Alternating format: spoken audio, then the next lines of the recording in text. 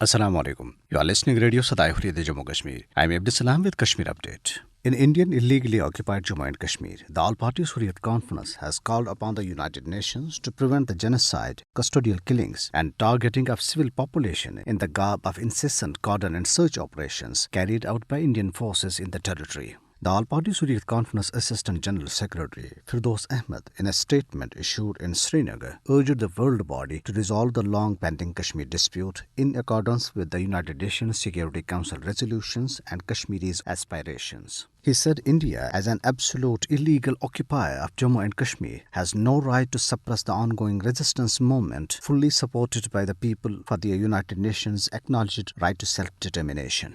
Pakistan on Thursday warned India against taking any further steps regarding Indian illegally occupied Jammu and Kashmir, saying it could imperil regional peace and security.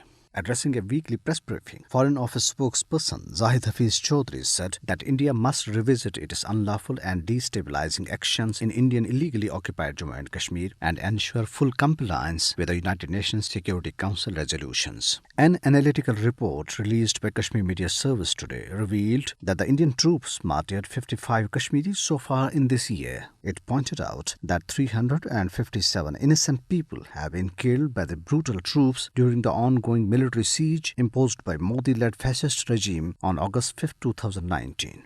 The report further said that not only Kashmiris but religious minorities, particularly Muslims in India, are also feeling insecure as attacks by Hindu mobs have increased manifold since BJP came to power in New Delhi. Meanwhile, special prayers were offered for the prominent religious scholar Qazi Nisar and other Kashmiri martyrs in Islamabad district today. Many people gathered on the grave of Qazi Nisar and offered Fatiha for the departed soul. A delegation led by All Parties Hurriyat Conference leader Chaudhry Shaheen Iqbal visited Gujar families in Trakpathri and Janampathri areas of Shopian and expressed solidarity with them over demolition of their houses by the occupation authorities. Indian police raided the house of a handicraft businessman in Nawakadal area of Srinagar and seized his business-related documents. The raid was conducted by the sleuths of Counter-Intelligence Wing of Indian Police.